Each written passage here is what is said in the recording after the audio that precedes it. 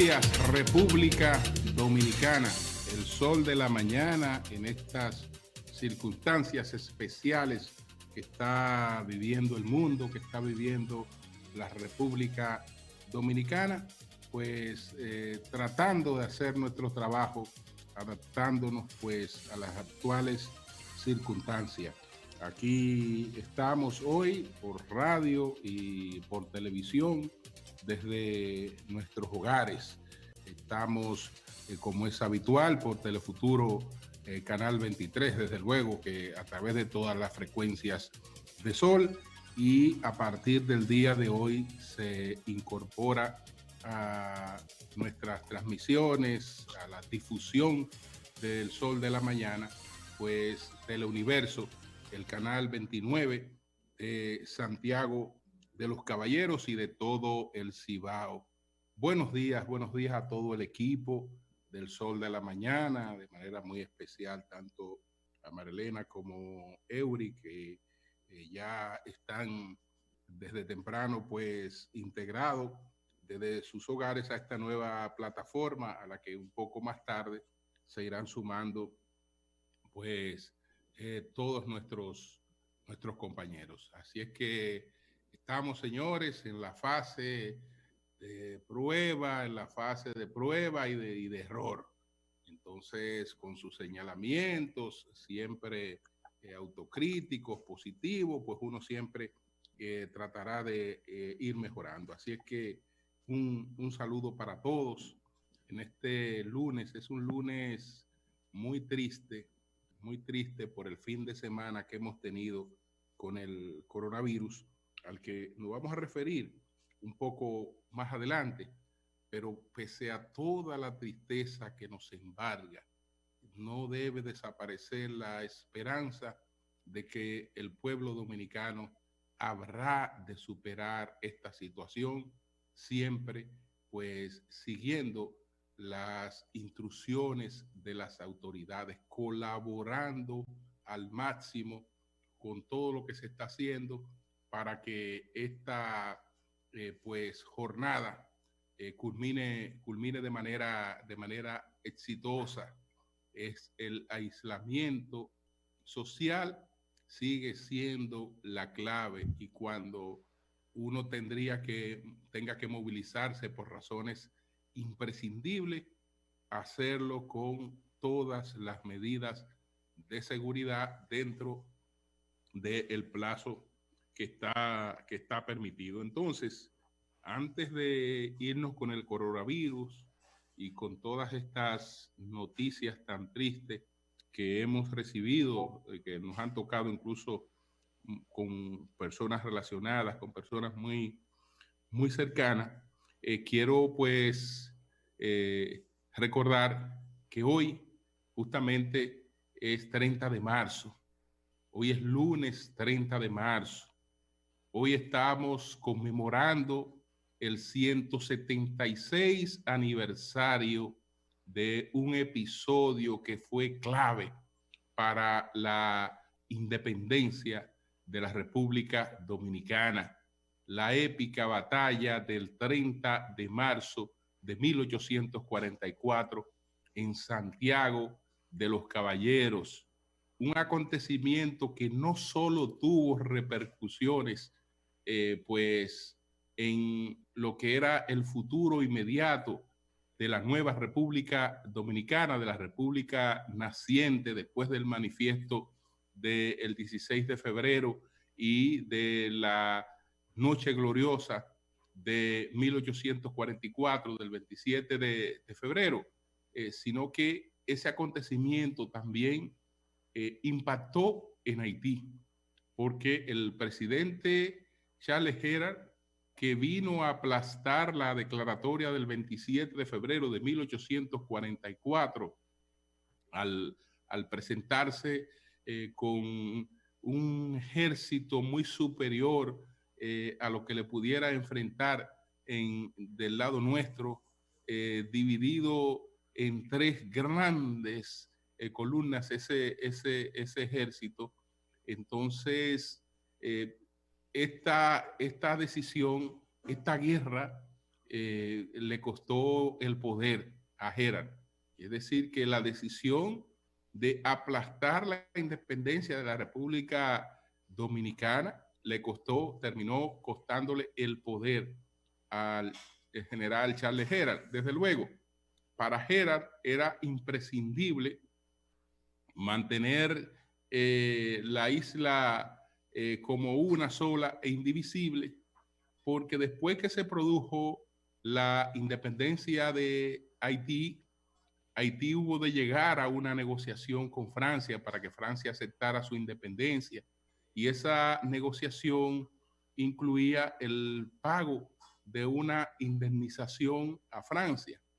Para Haití poder cumplir con los compromisos de esa indemnización a Francia, necesitaba de la actividad productiva de toda la isla, de los impuestos que pudiera recaudar de este lado, etcétera. Es decir, no era solamente una cuestión política, sino que era también de vida o muerte en términos económicos para Haití. Entonces, ya sabemos que primero, al presentarse a Asua, el propio general, el presidente Gerard, el 18 de marzo, la noche del 18 de marzo, que llegó a Asua y se instaló en toda la ribera del río Jura para producir su frustrado ataque del 19 de marzo de 1844, pues el general Pierrot tenía la misión de entrar por la región del Cibao y poner orden en Santiago de los Caballeros. Y Pierrot creía que la situación era prácticamente pan comido, al extremo de que Pierrot llegó a Santiago, el general Pierrot, el mismo día 30 de marzo. Y ese mismo día Pierrot dijo: a lo que vinimos. Aquí no hemos venido a perder tiempo. Inmediatamente vamos a resolver este problema. Y inició de inmediato, pues, el intento de apoderarse, de tomar a Santiago de los Caballeros. Pero la suerte y una serie de acontecimientos, pues, han ayudado mucho al pueblo dominicano. Y los dominicanos teníamos ya la información de esta invasión que venía, teníamos una serie de detalles, y en Santiago pudimos prepararnos para darle la bienvenida con tiempo, porque había un comerciante pues extranjero, pero que vivía y estaba establecido en la República Dominicana, que era Teodoro Stanley Henneke, que él estaba en Cabo Haitiano, se enteró de todos los movimientos y más o menos de cuál era el nivel de organización de esas tropas que iban a penetrar por la región, por la parte norte.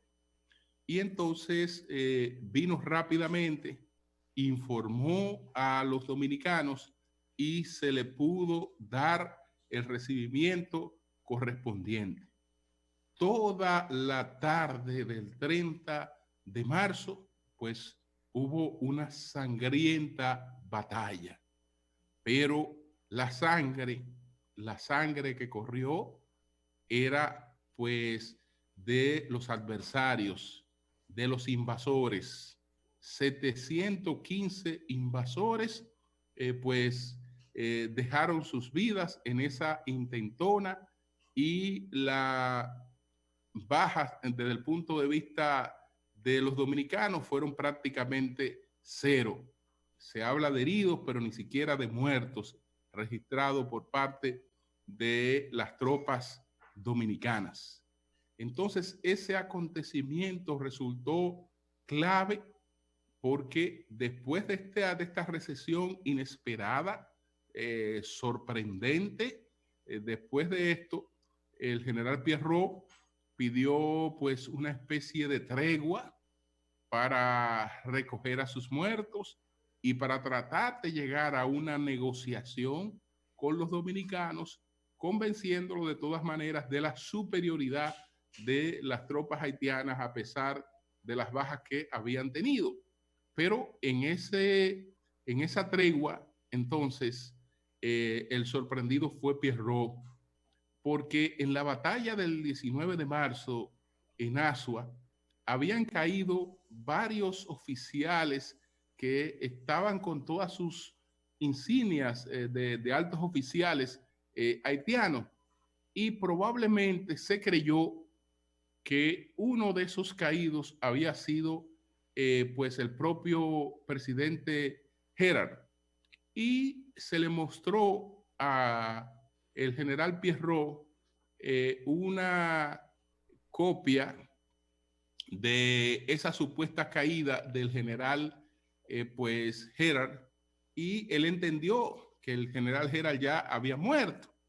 Y entonces, ante esta situación, él pensó en la lucha por el poder en Haití, y decidió regresar inmediatamente a Haití. Situación que también fue aprovechada por la parte dominicana, porque el camino que lo devolvía hacia la frontera haitiana, pues fue un camino de muchas hostilidades. Tuvo que enfrentar en ese trayecto guerrillas, y eso diezmó mucho más sus tropas.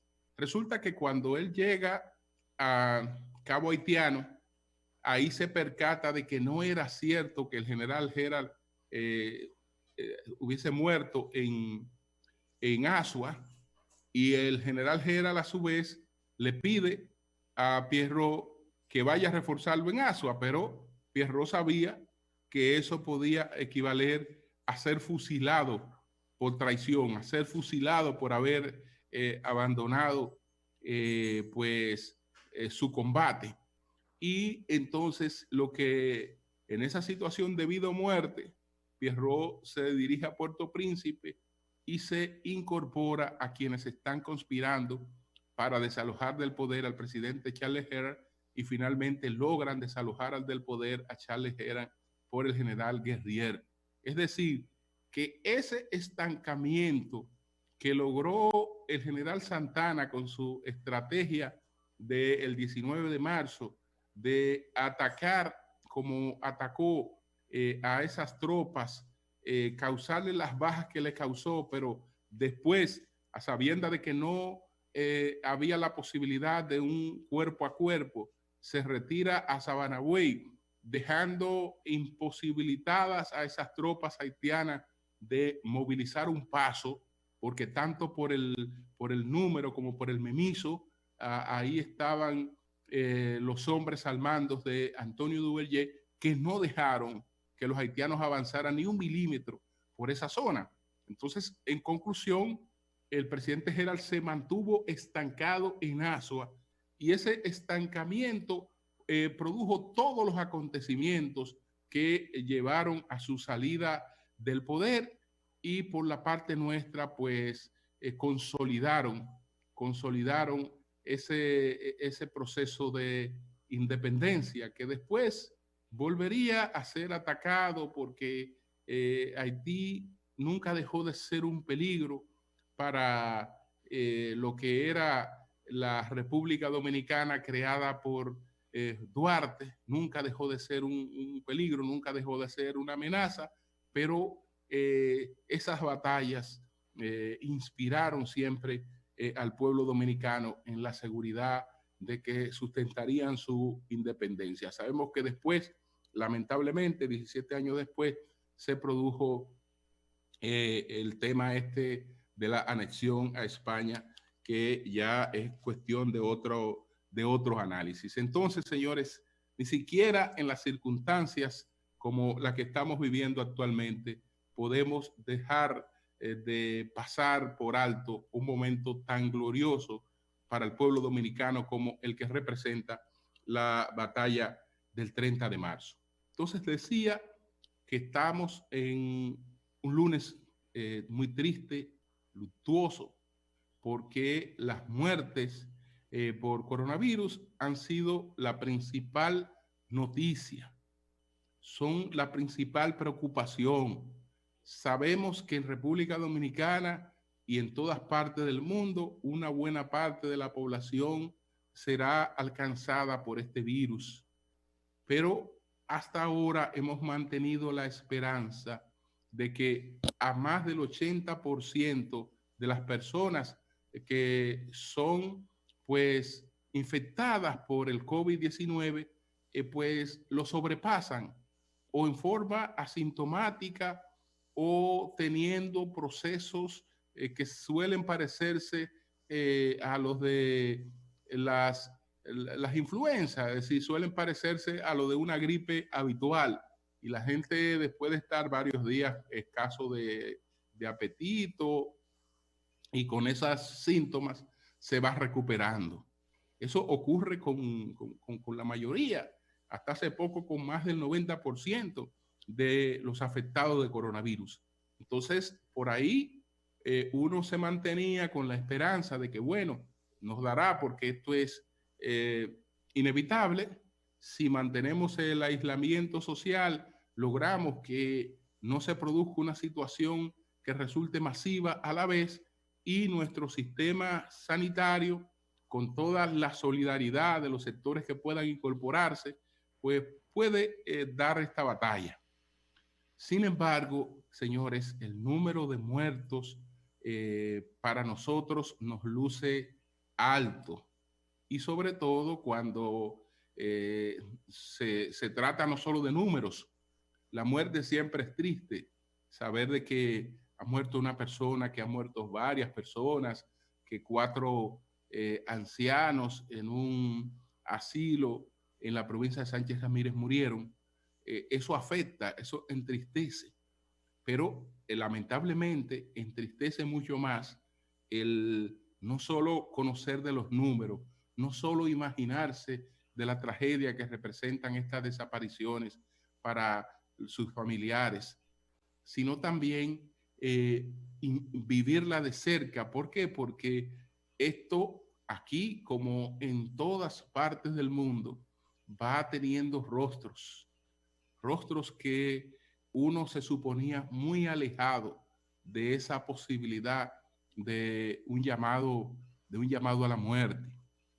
Entonces, si hablamos solamente de lo que ha ocurrido este fin de semana, después de lo que había ocurrido la semana pasada, cuando recibimos la lamentable información del fallecimiento de la diseñadora Jenny Polanco, que por cierto sus hijos hoy publican una nota de agradecimiento en la que por ninguna parte está el planteamiento de que supuestamente carecían de la información de la muerte de su madre al momento que se produjo, lo que indica que esta información no era correcta.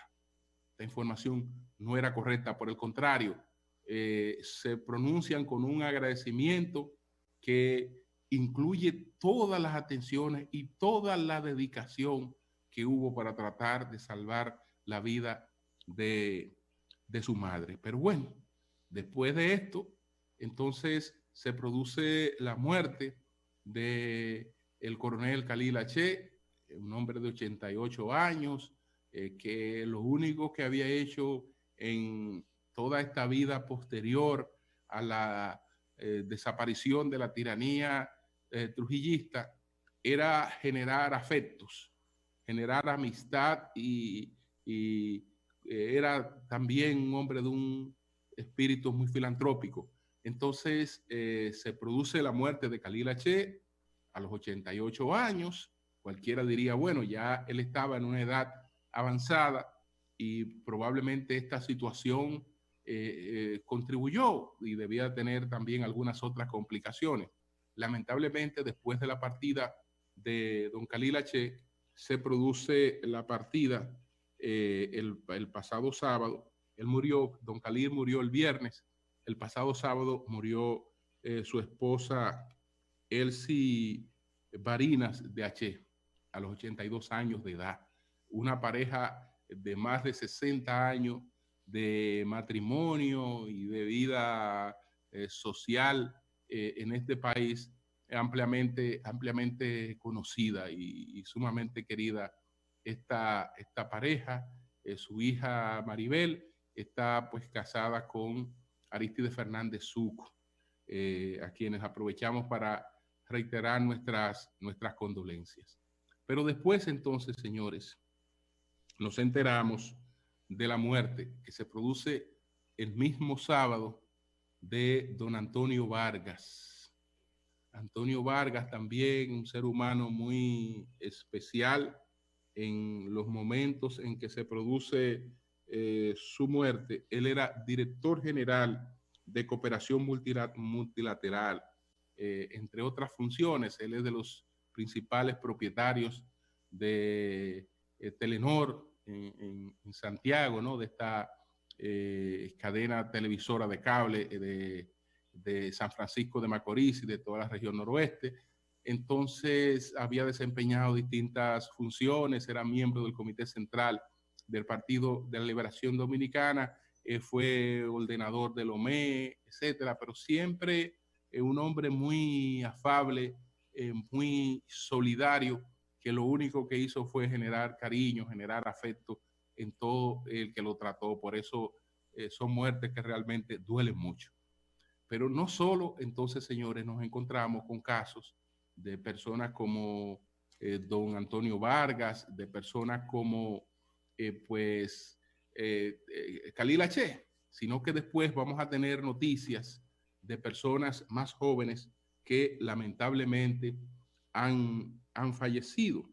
Entonces, entre esos fallecidos tenemos, pues, el caso de la doctora Mayra Suero Puesán. La doctora Puesán, pues, pertenece a este grupo de médicos que estuvo en el crucero de Costa Fabulosa, que ha sido uno de los generadores de la presencia del virus de manera comunitaria, porque la gran cantidad de personas que estaba en este crucero y la gran cantidad de personas de este crucero que entró en contacto con otras personas, evidentemente que ha sido uno de los factores de circulación del virus, pues en nuestro país, sobre todo en el Distrito Nacional. Entonces, esta médica, pues ella estuvo primero asintomática, después empezó con algunos síntomas, estuvo hospitalizada, recibió todas las atenciones que pudo haber recibido para tratar de salvarle la vida, pero lamentablemente falleció. La doctora, la doctora Mayra Suero Puesán. Entonces, señores, ayer también se produjo la muerte de un coronel de la Policía Nacional, el coronel Agripino Antonio Torres Dotel, mejor conocido como Jimmy. El coronel Dotel era un hombre que no debía pasar, debía tener 43, 44 años de edad, el coronel Jimmy Dotel. Él era hermano, gemelo del general Francisco Javier Torres Dotel. El general Dotel es el director de la policía comunitaria. Y a la vez ambos, por lo menos en el trato, la forma de compartir, eran a su vez hermanos de el director de los fondos de pensiones de las Fuerzas Armadas, el general Chupani. Entonces, es lamentable para mí, para muchas personas, además de una muerte más que uno lamenta de una persona joven, no es solamente una muerte más de una persona joven. Yo tenía la oportunidad de compartir con cierta frecuencia con el coronel Jimmy Dotel, es decir, que con cierta frecuencia formábamos parte del mismo grupo que se juntaba en distintos en distintos lugares y tanto el coronel como su hermano con frecuencia han estado compartiendo con nuestra familia pues en lo más lindas. De manera que es una persona cercana a nosotros, muy querida, muy apreciada y la verdad es que es un asunto que resultó increíble. Y lo que sé de él es que pues él estaba con síntomas manejables. Incluso el coronel Jimmy Dotel y su médico, el mismo día que se produce la muerte, habían hablado de que el coronel se fuera a su casa, como tenía las condiciones de estar en aislamiento, pues no necesitaba de hospitalización porque ya estaba en una situación controlada, que se fuera a su casa, se iba a ir a su casa hasta mejorar totalmente, evolucionar, desde luego, aislado. Y después entonces se produjo la sorpresiva información de que lamentablemente él había fallecido.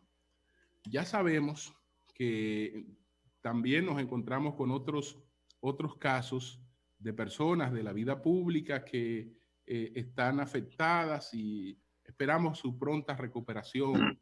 Sabemos de la situación de Feyo Suberví, que ha dado positivo al COVID-19, no está hospitalizado, que sepa Feyo Suberví. Esperamos su pronta recuperación. La del caballo mayor, Johnny Ventura, que atravesó por una situación un tanto crítica, pero ha venido en un proceso de recuperación, como nos alegra también que de manera lenta esté evolucionando, pero hacia la recuperación, la salud del doctor Félix Antonio Cruz Jiminián. Eso es en nombre, pero hay muchas personas que tal vez públicamente no lo han dado a conocer, pero que uno lo sabe porque sí a sus íntimos le han dicho de la situación. Yo sé de varias personas que me han llamado, me han dicho de su situación y desde luego ellos tienen el derecho a establecer en qué momento dan a conocer esto. Sí están en aislamiento, como corresponde en todos estos casos. Entonces sabemos que el último boletín, que desde luego está muy desactualizado ya en función de que después se han producido estas muertes a las que hice referencia, habló de 39 fallecidos en la República Dominicana. Solamente 21 correspondían a la provincia de Duarte. Entonces es una situación sumamente grave. Hoy probablemente tengamos 50 o más muertos, sumados las muertes que se han producido, y debemos estarnos aproximando a los 1000 casos. Vamos a esperar la rueda de prensa de hoy con este informe que recoge ya estos nuevos acontecimientos a los que nos hemos referido. Las sociedades médicas especializadas están hablando de producir una cuarentena total. Yo creo que el gobierno tiene que pensar mucho en esta posibilidad, pero pensarla bien, porque, bueno, desde el punto de vista médico, eso resuelve el problema, pero este no solo es un problema médico.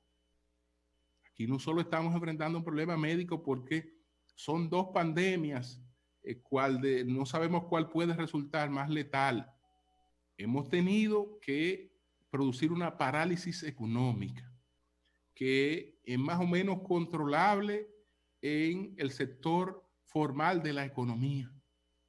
Pero a pesar de que el gobierno ha diseñado programas que pueden llegar a impactar en el sector informal y esas 690 familias que se han agregado a la tarjeta de solidaridad con 500, con 5,000 pesos, corresponden a personas que están en el sector informal, pues probablemente esto pueda quedarse hasta corto. Entonces, no hay condiciones para el aislamiento social total en nuestro país. Entonces, lo que tenemos es que endurecer las medidas que se puedan endurecer, pero hay que cuidarse de llegar a un extremo que no sea insustentable.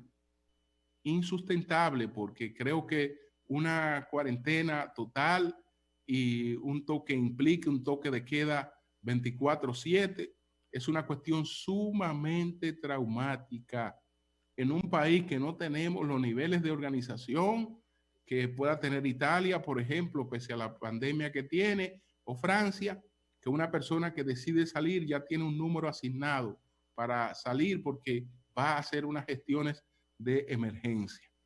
Entonces, yo creo que esto hay que pensarlo muy bien, estas posibilidades, porque tampoco nos resuelven el problema, porque hay gente que las condiciones de sus viviendas son de hacinamiento.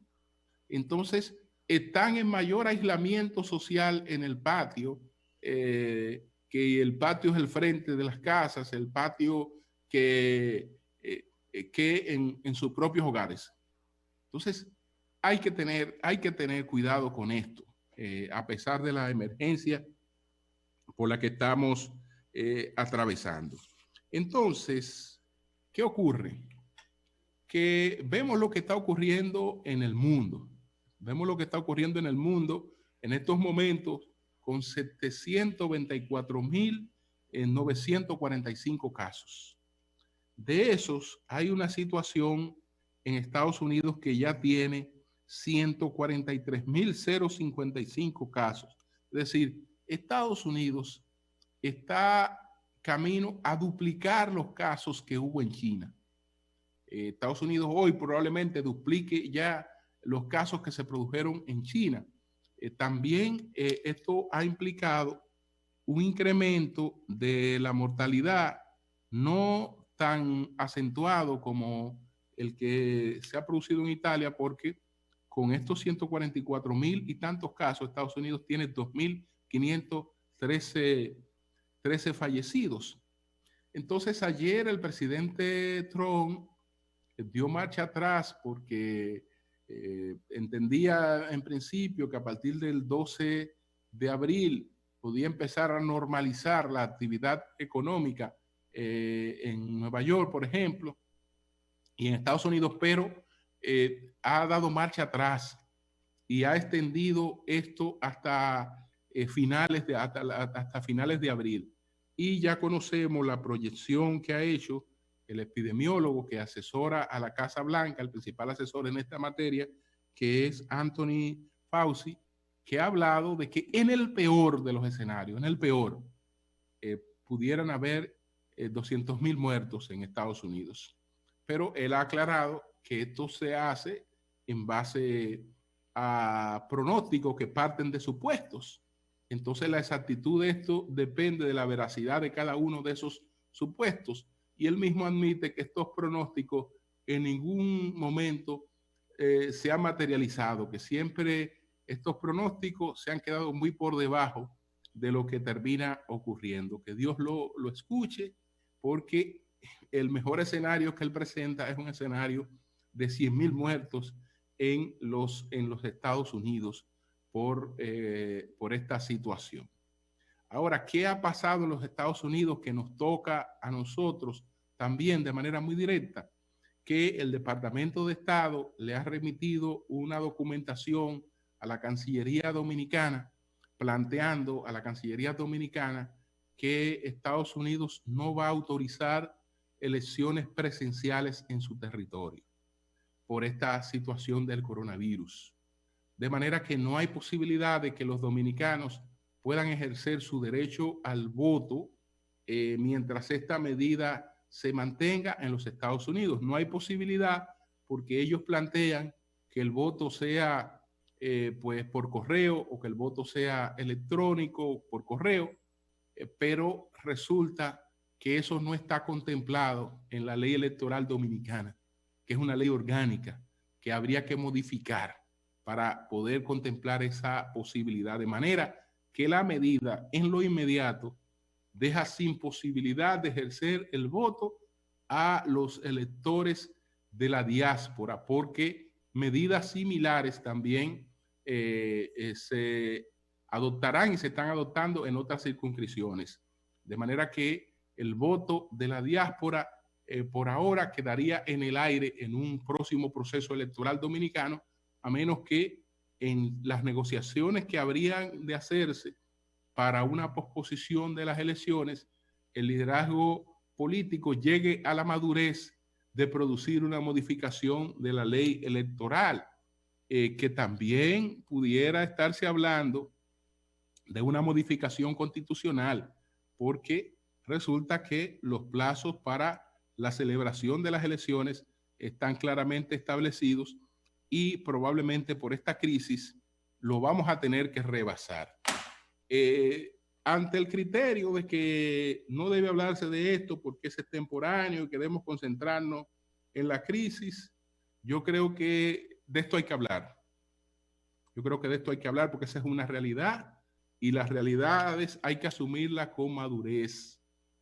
Con madurez es una realidad. El liderazgo político dominicano, todos los, y no solo los políticos, porque el tema electoral no es un tema solamente de los políticos, es un tema de lo que es la estabilidad democrática en la República Dominicana, ese es un tema de todo, ese es un tema que hay que empezar a abordarlo con madurez. No hay elecciones el 17 de mayo en la República Dominicana, no hay elecciones el 17 de mayo, por más que la Junta quiera hacer una rueda de prensa para decir que sí, que todo eso es aspaviento. Si no hay posibilidad de celebrar elecciones el 17 de mayo. Bueno, ayer veía en el periódico El Diario Libre una evaluación que hace el IFES. Y según el IFES, pues el IFES, que es la Fundación Internacional para Sistemas Electorales, se han pospuesto ya en el mundo 25 procesos electorales a propósito del coronavirus y procesos que eran anteriores y posteriores al proceso dominicano.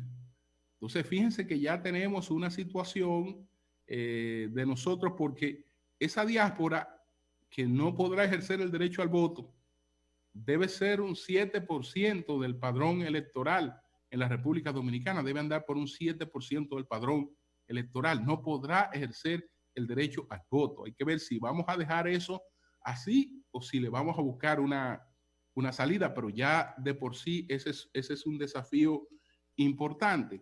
Entonces está todo lo demás.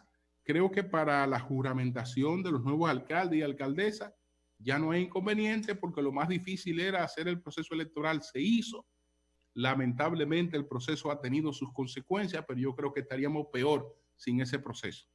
Y ha tenido sus consecuencias porque vemos que los políticos que han estado en esa campaña, tenemos una parte de ellos que han dado positivo, como los casos últimos que citamos, el caso de Johnny Ventura, candidato a la alcaldía de la capital, el caso de Fello, un activista en este proceso del Partido Revolucionario Dominicano, el caso de Chío Jiménez, que me llama la atención que Giné Burnigal pues no está de acuerdo con que Playa Dorada, algún hotel de Playa Dorada pueda ser usado para aislamiento de pacientes con coronavirus, porque ella entiende que esto daña ese polo turístico, ¿no? Daña ese centro,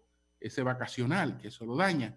Pero particularmente en la casa de doña Giné está su esposo, Chío Jiménez Mesón, que ha dado positivo.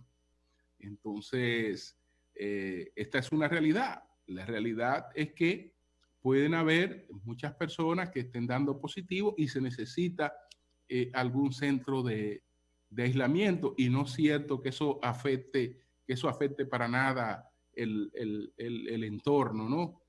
Si se mantiene el aislamiento que corresponde. Entonces, la información que citaba dice que, bueno, Las suspensiones se iniciaron el 5 de marzo, estamos hablando de procesos electorales.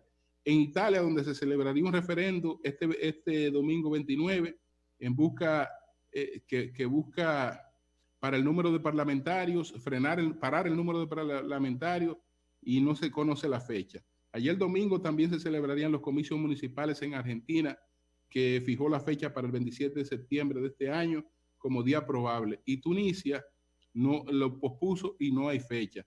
Mientras Paraguay decidió que el 11 de este mes la postergación de sus elecciones partidarias y municipales. Los comicios municipales se aplazaron del 8 al 28 de noviembre y la elección de los partidos para que elijan su candidato. Así, por el estilo, usted se va a encontrar con 25 casos de procesos electorales que han sido pospuestos.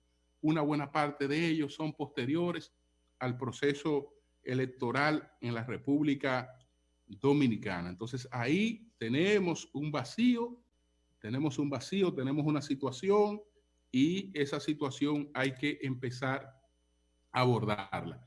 Entonces, señores, nosotros vamos a los estudios saludando tanto a Oli Matos, que ya lo veo integrado a esta plataforma, saludando a Cristian Jiménez, ya más temprano había saludado tanto a Eury como a María Elena, que están totalmente incorporados a esta plataforma y cuyos comentarios iremos escuchando en el transcurso del programa, tanto sus comentarios como la interactuación entre nosotros. Así es que vamos a hacer nuestra primera pausa. Retornamos en breve. ¡Cambio y fuera! El sol de la